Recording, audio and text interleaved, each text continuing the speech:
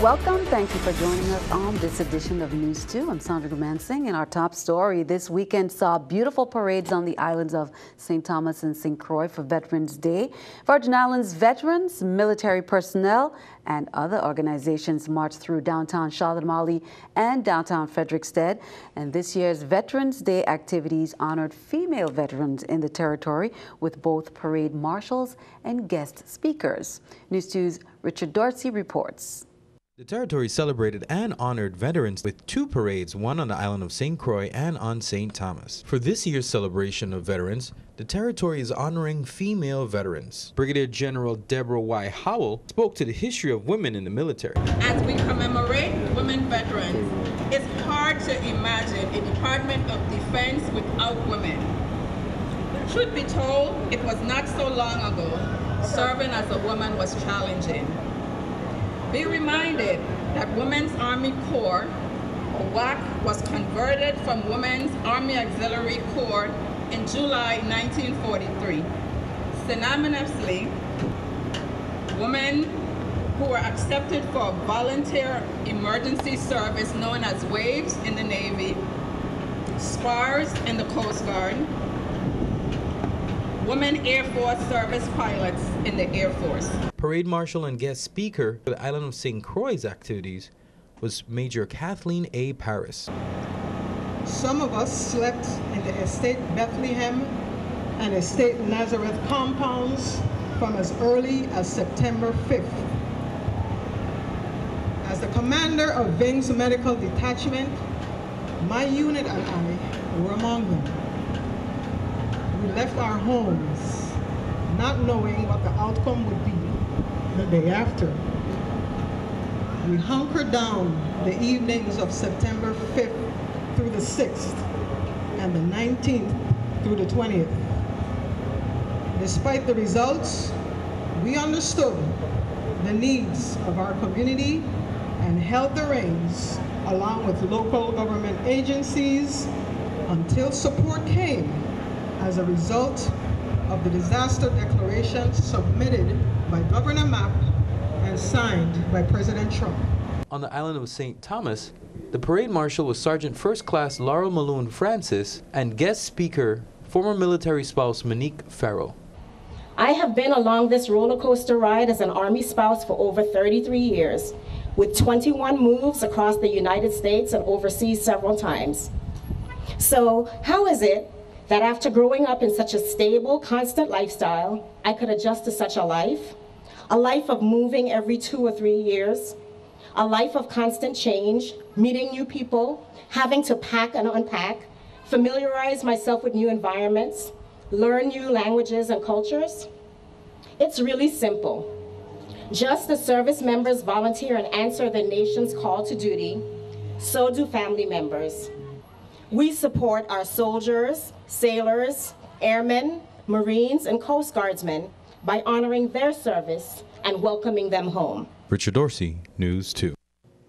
A U.S. National Memorial was dedicated in 1982 in Washington, D.C. The memorial honors service members of the U.S. Armed Forces who fought in the Vietnam War, service members who died in service in Vietnam, Southeast Asia, as well as service members who were unaccounted for in the Vietnam during the war. In the territory, one veteran recalled his experience after being drafted and sent to war. Here's more. Today is the 35th anniversary of the dedication of the Vietnam Veterans Memorial, honoring those who served and the 58,000 U.S. soldiers that lost their lives in the war. No one can doubt that the Vietnam Veterans Memorial will be an eternal touchstone for the conscience of this nation. Beginning in 1965, U.S. combat units were deployed to Vietnam. Reportedly, 25% of soldiers were drafted to the Vietnam War. First of all, being 19, 20 years old, a lot of us had never been out of the country. But being in a foreign country and also knowing that, there's an enemy there who wants to kill you, it's pretty tough. According to available statistics, 928 Virgin Islanders served in the war, but at higher draft percentages than other states. Additionally, race played a large role on assigned missions. A lot of times, people of color we got the worst details. The worst jobs. Socially, the Vietnam War is one of the United States' most unpopular battles. Between the $220 million spent to fund the war, racial tension in the U.S., and American citizens sympathizing with Vietnamese peasants caught in conflicts, the war ended in 1973. A lot of people from the Virgin Islands served in the Vietnam conflict. Right now here locally, they have a program where they get together through the VA Center, the Vet Center on St. Thomas and St. Croix, and that gives them an opportunity to get together as comrades and people that have something in common. They meet every single week and they get together, share experiences. For News 2, I'm Stephanie Shalana Brown. In other news, Governor Kenneth Mapp will be meeting with members of Congress tomorrow. And in a recent recovery press briefing, the governor stated federal monies will go to the direct use of improving the territory and that the government was in the process of executing loan documents for the first drawdowns of funding, which could provide $24 million for the Schneider Regional Medical Center, $22 million for the Governor Wanif Louis Hospital and Medical Center, and up to $75 million for the Virgin Islands Water and Power Authority. Here's more. Also access community disaster loan funds. There was a $4.9 billion appropriation for Puerto Rico and the Virgin Islands for liquidity and functional needs. I don't know if Bill is going to like me to say this part, but the reality is that it's not even capped for Puerto Rico or the Virgin Islands at $4.9 billion. The limitations are off. And if we can demonstrate to FEMA, it allows us to apply over the next 3 fiscal years for support. And if in FEMA's view we make our case, then we can access the liquidity support.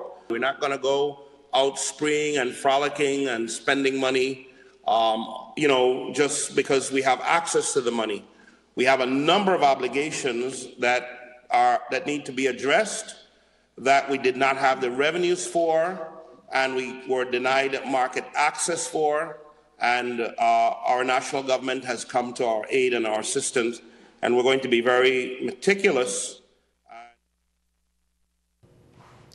Well, Senate President Myron Jackson, along with a delegation of senators, are in D.C. this week. They're representing the VI in support of the Virgin Islands government's testimony before members of Congress and regarding the recovery efforts of the territory after the hurricanes. And it was an invitation by Delegate Stacey Plaskett.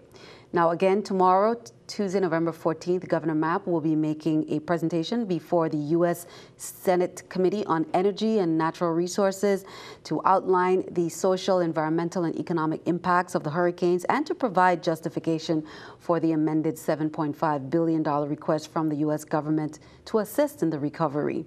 Now, senators will also have the opportunity to meet with various congressional committee chairpersons who have oversight of areas of great concern to the U.S. Virgin Islands, coordinated with the assistance of Delegate to Congress Stacey Plaskett. Scheduled to join the delegation are Vice President Narida Rivera-O'Reilly, Senators Marvin Blyden, Positive Nelson, Tregenza Roach, Senators Brian Smith, and Senator Kurt Viya. So therefore, President Jackson will be out of the territory from Monday. Today, in his absence, Senate Secretary Jean Ford will assume the role of acting president of the 32nd Legislature. Now, Plaskett noted that congressional delegations will be visiting both the VI and Puerto Rico to view the devastation. And she says, let our fellow citizens know they are not forgotten. At the same time, she said it's important for members of the VI legislature on Capitol Hill telling the story of the Virgin Islanders who are still without power, have destroyed homes, and spotty telecom services. Now, Congresswoman Stacey Plaskett, she is the ranking member on the subcommittee on the Interior, Energy, and Environment, said, I am pleased to announce that at my invitation, members of the 32nd Legislature will be in Washington to meet with members of Congress and key staff to discuss the needs of the VI after suffering from the 2 Category 5 hurricanes. As the elected representative of the Virgin Islands in Congress, it is my duty and responsibility to advocate, legislate, and support the needs of the residents at the federal level. The people of the USVI are best served by all hands, not working, but working together, not only working, but working together. In the days and months ahead, she said it's important that we continue to work together to ensure that our people impacted by these devastating storms receive all the aid they need. Now, Governor Mapp will also be visiting Washington, D.C., and she said, I look forward to testifying alongside with him, the governor of Puerto Rico and the resident commissioner of Puerto Rico on hurricane recovery efforts in Puerto Rico and the U.S. Virgin Islands in both the House and the Senate. My office here in Washington has been working tirelessly to ensure that the USVI receives the maximum amount of aid needed, and we welcome the support on the governor in that effort here on Capitol Hill. And be sure to count on 2. We will catch up with the delegates and the delegation as well later on this week. Well, Vice President Mike Pence honors veterans at Arlington National Cemetery, turning back to Veterans Day news. And that was during the National Veterans Day observance, of course, on November 11th. In attendance with the Vice President were Defense Secretary Jim Mattis and Chairman of the Joint Chiefs of Staff, Marine Corps, General Joe Dunford. And these are some of the top stories we're looking at. Also, over 400 people died and more than 7,000 were injured in Iran and Iraq after a powerful earthquake struck the country's border region Sunday. The quake hit Iran much harder than Iraq. The area that appeared to be the most devastated was Iran's western Kermanshah province, which is a rural area where people mostly rely on farming. That's according to the AP. Recovery efforts are presently underway. Keeping our eye on the economy, let's take a look at the stock market watch at the New York Stock Exchange. According to the numbers, we can see everything up. The Dow 17, NASDAQ 6, S&P 500 5. Coming up on News 2, as promised, some more from that little celebration that was held at Magens Bay on Friday to welcome the tourists, and more on the restoration project at Magens Bay. That and more coming up next.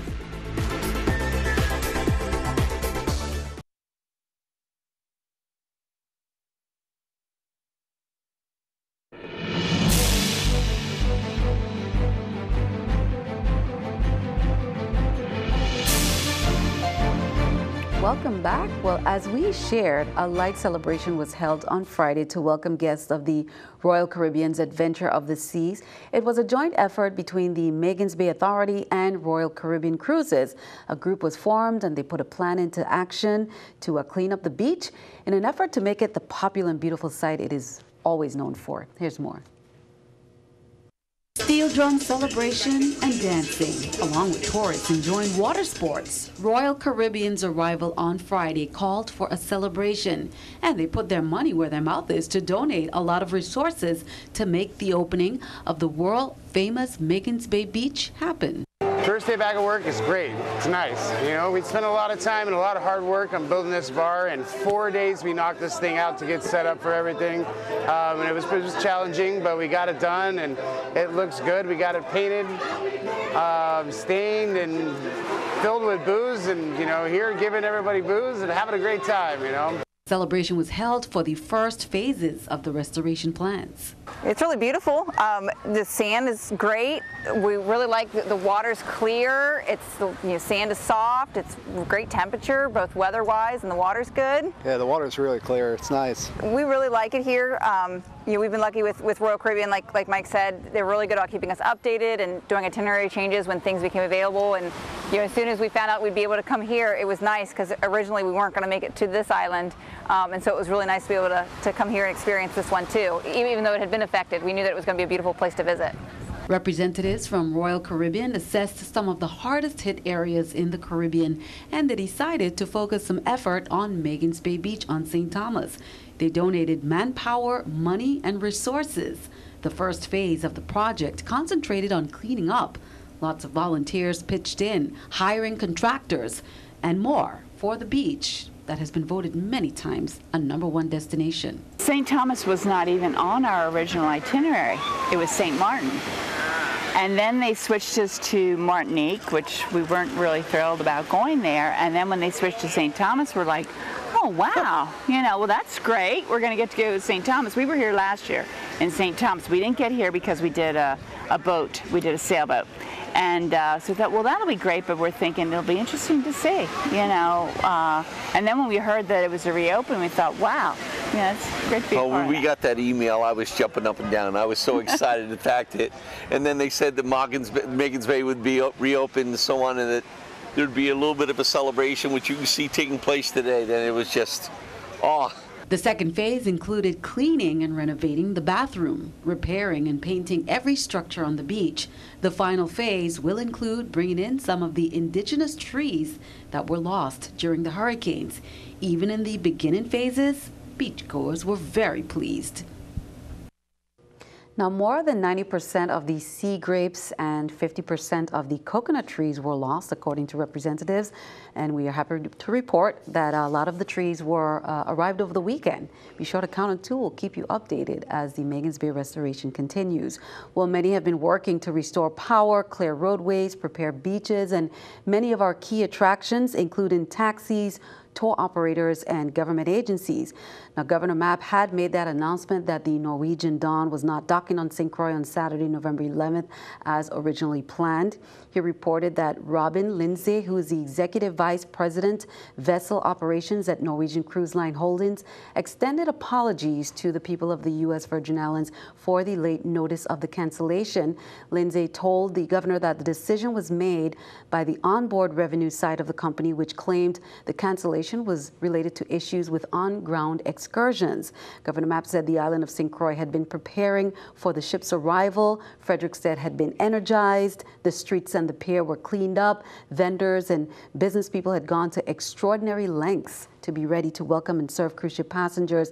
He assured the community, we are going to get to the bottom of it and we'll try to turn that decision completely around. Be sure to count it 2. Meanwhile, here's a look at some of the ships expected during this week in St. Thomas. Now, remember, most of the ships that were destined for the Crown Bay area, the Austin Bay Monsanto Terminal, are instead docking at Waiko. And be sure to check Waiko's website as well as Viya Port Authority for all the latest updates. Well, Sunday, the Royal Princess cruised into Waiko. On Wednesday, we have the TUI Discovery, New Amsterdam, Divina, the Seabourn Odyssey. On Thursday, it's the Waiko Eurodam. And then on Saturday, November 18th, it's the Norwegian Gem and Royal Princess. The Department of Public Works, the Division of Transportation, announced that the Bordeaux and Hidden Valley bus routes resumed services today. So you may have seen them on the road. The Bordeaux route will resume its regular service 3 times per day. The Hidden Valley route is a little up and down. Its frequency is dictated by the traffic patterns. They say there are still areas where debris is restricting portions of the roadway. Red Hook is the final route remaining to be reinstated, but current road conditions, they say, do not allow for the safe traveling of Vitrans passengers and fleets in that area. According to officials, assessment teams will continue to monitor conditions and they will reevaluate their decision once road conditions improve. Well, Lockhart Elementary School opened today, Monday, November 13, bringing all the schools in the district and the territory to an open. The school is operating its normal schedule, 8 a.m. to 2:45 p.m. Meanwhile, it's American Education Week, and that is recognized by education professionals around the world after President Donald Trump proclaimed it, and that's from November 13th to 17th. So you may be seeing some extracurricular activities happening this week. Congratulations to the Department of Education staff. Well, on a sad note, on Saturday, November 11th, Ambrose Smith, aka Daddy Boots, of the 21 times Road March Champions Jam Band, the awesome Jam Band, was given a most fitting farewell as he was laid to rest in St. Thomas. He was serenaded, and his legend and musical genius were also recognized. The remembrance included the Udorkin Marching Band paying their final respects to Boots with dance moves. During a viewing that was held on Friday, November 10th at Charlotte Amalie High School in the Ruth A. Thomas Auditorium, a second viewing was also held on Saturday morning at the Lutheran of Reformation Church. Music fans around the Virgin Islands remembered the life of Schmidt the arranger, musician, and composer who helped make the soca sound of the jam band famous throughout the Caribbean. He passed away on October 24th on St. Thomas. He was 50 years old at the time of his death. According to unconfirmed police reports, Schmidt died in a vehicular accident. Just in 2016, he was named and recognized as the Carnival Adult Parade's Marshal. Now, Boots played lead trumpet, a talent he started to develop as young as the 3rd grade. At the age of 13, he started playing with various local bands. By the late 1980s, jam band was quickly becoming #1 with original members Friday, Boots, Robert Leonard, Country Hamilton, Rick Francis. Not only has he written, arranged, and produced music for many of the territory's leading artists and bands, he has performed many gigs. Those who know him well will tell you it was on the back of the big truck on parade day and Juve morning that Daddy Boots helped the jam band capture the Road March Championships, and therefore his casket was serenaded with horns playing jam band music and dancing, as well as the motorcade that took place over the weekend, halting traffics while everyone stopped and paused for a moment to reflect on his life. Now, in the absence of his dad, Jam Band Foundation member Pumpa Kelly and his son Kelly Jr. Logic filled in to pay tribute to Daddy Boots as Jam Band performed live on the evening of Boots' send-off.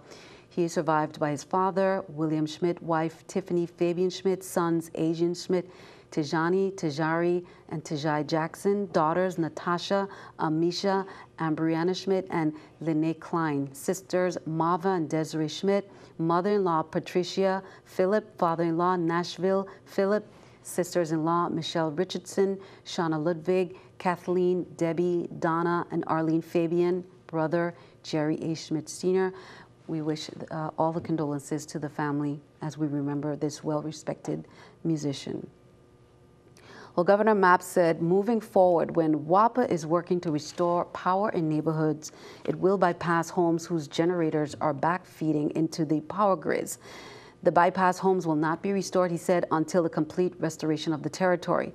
Now, Governor Mapp made that comment on Friday during his hurricane recovery press briefing because he said, sadly, an off-island lineman was injured after being electrocuted by electricity originating from a generator that backfed power onto a grid, and we will have more information on this as it becomes available. Meanwhile, here's the latest restoration update from the Virgin Islands Water and Power Authority. On St. John Friday, crews continued restoration work in the Gift Hill, Bellevue, and Pastore areas. Crews continue to reconstruct primary circuits from Coral Bay to Cruz Bay, while other crews work from Cruz Bay to Coral Bay. On St. Thomas, customers in Fortuna were restored, including the Fortuna townhouses and the Blue Water Bible College. The FAA radar facility on the west end of the island was also re-energized. Work continued in sections of Santa Maria, with restoration of more customers expected early next week.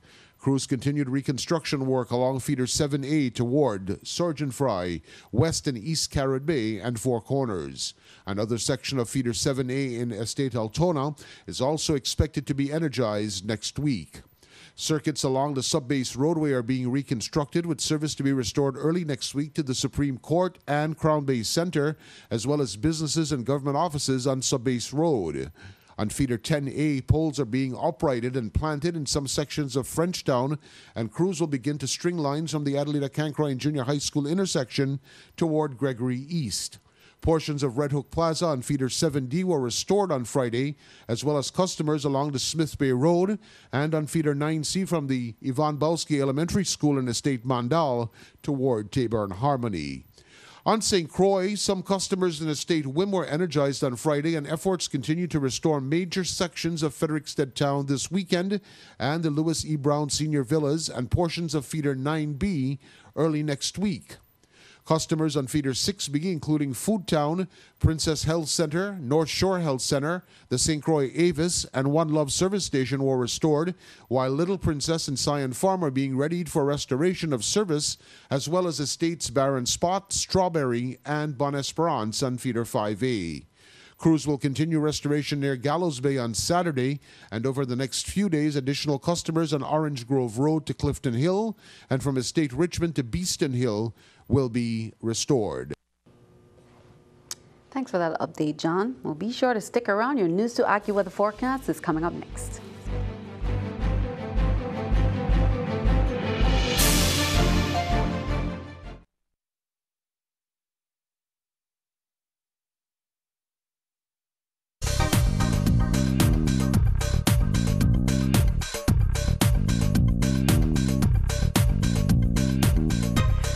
Across the Virgin Islands, we're in pretty good shape today. To our west, though, there is some trouble. To our east, it's delightful. We have a pretty slow-moving, slowly evolving weather pattern, and the theme over the weekend has been showers and storms to the west, and here early in the work week, we're kind of stuck with the same. So we're doing okay across the Virgin Islands. There will be a few brief showers in the area, but tonight we expect to be dry. So partly cloudy, 77 for your expected low. Not a bad time out there by any stretch of the imagination. It will be breezy, though, tomorrow, and warm, 85 degrees. Most of the showers stay to our west. And be aware with that breeze, we're a little concerned about rip currents. We'll talk about that in a minute with the north side of our islands. St. Thomas, a brief shower possible, but breezy, 85. A shower or two into St. Croix, and obviously a little windy there as well, but warmer. So the best chance for rip currents to be a hazard, especially for those of you with youngsters who might be out swimming, or if you're out there trying to snorkel or whatever. Just be aware of this, especially on the north side and into the east side of the islands. So the Atlantic side of the Virgin Islands, especially susceptible right now with this current weather pattern for these rip currents. And we have 3 to 6 footers out there on the north side. On the south side, 3 to 5 foot waves. And for the most part, the rip current concerns are a little bit reduced when you get to the south and southwest side of our islands. Looking at the extended forecast, we're dealing with that breezy shower setup on Tuesday, 85. Into Wednesday, we still have some spotty showers in the forecast, but the winds will begin to subside. It's a very consistent high temperature forecast, 85 across the board through the whole rest of the week. Saturday, 85 as well, and lows will be in the mid to upper 70s. We're looking at brief showers on a daily basis. They'll begin to sneak back into the forecast. And when it comes to tropical development, we're in fair shape. The only storm that really we're watching that could become something a little more organized is way away to the northeast. Sandy, back to you.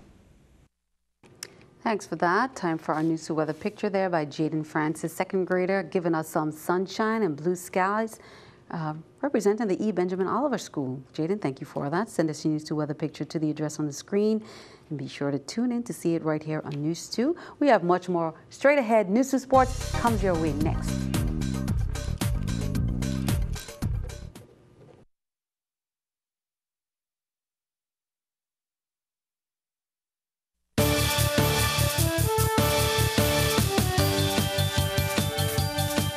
I'm Gary Anthony, and this is News 2 Sports. As promised on Friday, here is the conclusion to News 2 Sports' exclusive interview with new Charlotte Amalie Chicken Hawks head coach Irving Beezer. Well, the season been delayed, but the season is going to go in a good direction because our team been practicing since June, and we were the only high school that been practicing from since that time until now. Now the other schools have picked it up. Central, Complex, and the Dorican, and they're working on a tentative schedule right now, but also we're even supposed to be playing either here against Puerto Rico or traveling to play Puerto Rico. So we should have about 5 games on the schedule, although it's this late. Run first, pass second. You always set a defense up. You can't just be in this pass happy offense that they have to. Today you need to show them how to trap black, pulling, guards, tackles, and that's the plays that we have for this year. We're going to be running the football more, possession game, every phase of the game too. It's about getting these young men to college, and once we get them to college, we can better our society with what's happening now in St. Thomas. And the reason why I took this job is when I came last year, I saw how many mothers were in the funeral parlors. And I had to make a move. Myron Corbett was the one who was after me the whole year. He's the main reason why I'm here, because he was after me all year. And now I'm going to go ahead and put things in place, what we want for this program, to go on a national level. Moving on to the NFL, Sunday's football action, let's go over to Indianapolis for the Colts and the Steelers. First quarter action, Jacoby Brissett to Dante Moncrief on the beautiful 62-yard TD strike. Colts are up 10-zip. Early third quarter, Brissett to a wide open Chester Rogers, 61-yard TD pass. Could this be an upset in the making? Maybe not. Fourth quarter, after getting a gift-wrapped interception, Big Ben Roethlisberger to Vance McDonald. The two-point conversion makes it 17-all. And with time expiring, Steelers place kicker Chris Boswell, who already had a tough game with a blocked extra point and a missed field goal, nails their 33-yarder, and the Steelers win 20-17.